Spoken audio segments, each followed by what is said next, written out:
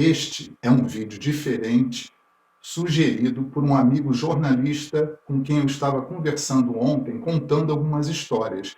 E ele falou: por que você não escreve um livro? Eu ouço esse conselho há décadas. Você vive muita história, você tem uma percepção do que você viveu muito boa, você deveria compartilhar com as pessoas. Então, estou gravando esse vídeo hoje, porque hoje eu tive outra conversa com uma das professoras do meu filho. Então, eu acho importante começar. Eu estou há anos postergando gravar esse tipo de vídeo de reflexões, porque vocês podem ler o que eu penso através de entrevistas.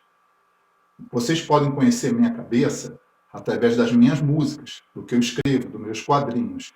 Mas contar tem um impacto diferente. Eu espero, de coração, com o que eu vá falar aqui, seja importante para vocês e seja o começo de uma conversa entre nós todos. Não sou dono da verdade, não quero ser, nunca vou querer ser, mas a minha verdade, ela está em cada obra que eu produzo. Seja música, seja quadrinho, seja livro. Eu não abro mão da minha verdade e nem da visão de mundo que eu adquiri através de meus atuais 62 anos.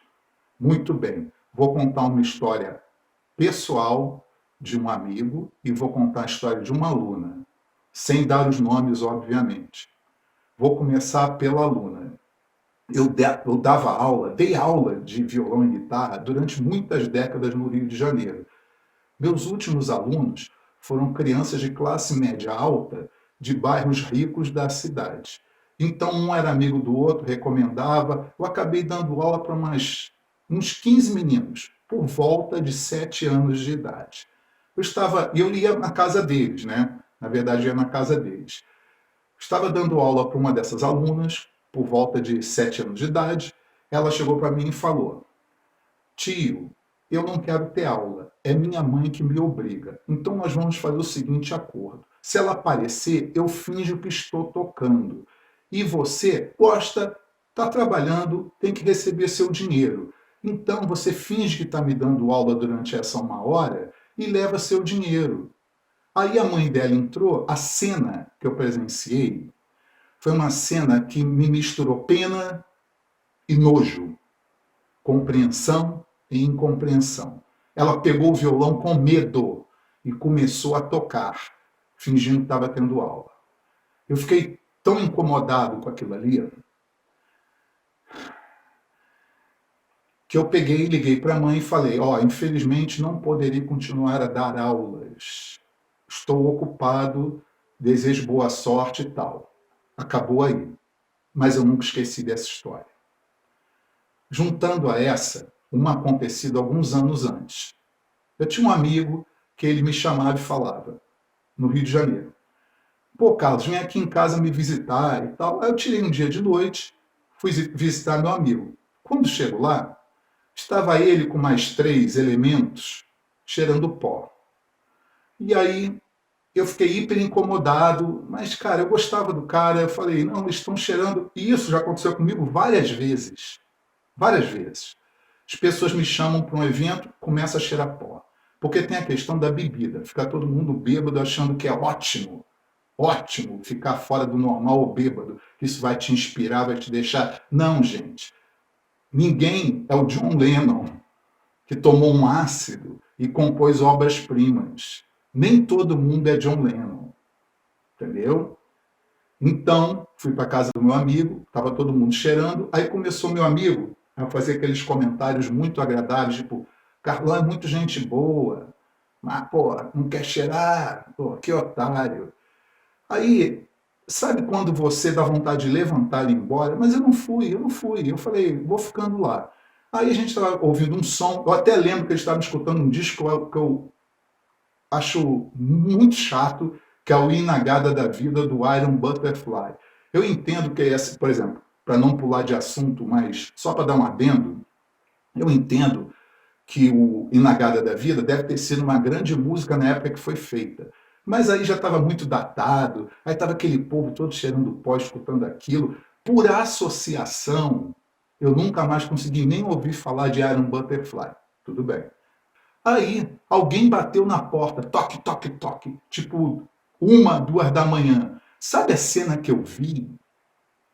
A cena que eu vi foi essa. Aqueles amigos do meu amigo pularam pela janela. Você sabe os apartamentos quando tem aquele tetinho, eu não estou esquecendo o nome, aquele teto de concreto que tem do lado de fora, né, para proteger.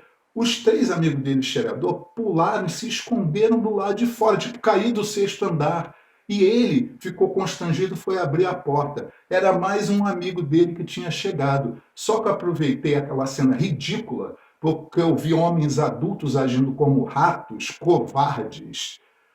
E eu falei, pô, cara, tô indo embora.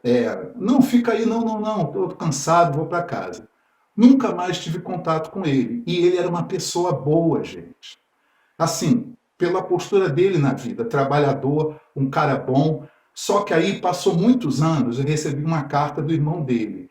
Carlos, eu quero te dizer que o meu irmão morreu. O meu irmão morreu.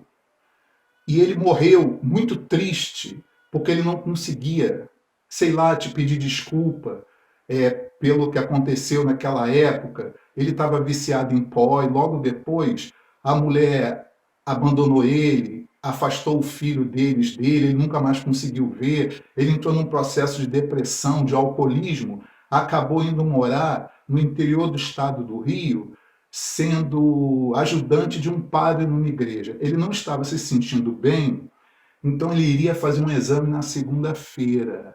Só que ele, dormindo de domingo para segunda, morreu na cama.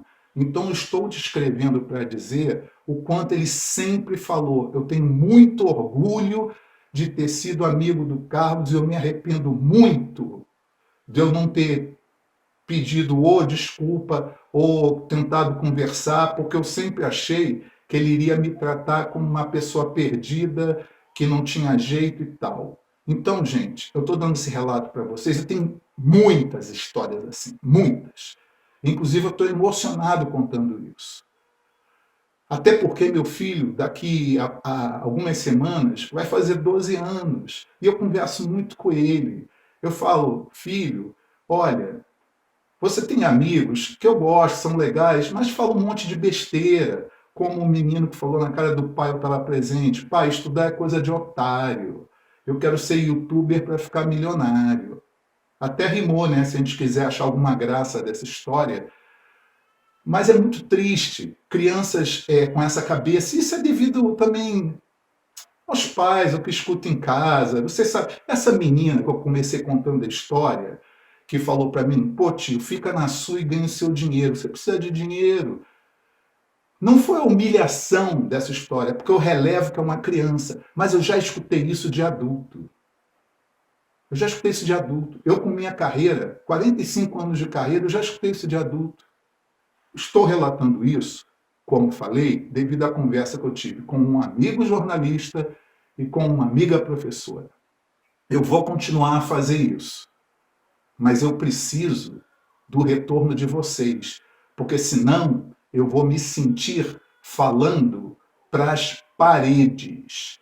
Estou aqui para dividir o que eu vejo da vida com vocês. Se for útil para vocês, a gente começa uma longa amizade, como se diz no final do filme Casablanca, que foi um dos meus filmes favoritos e ainda continua sendo até agora, 2024.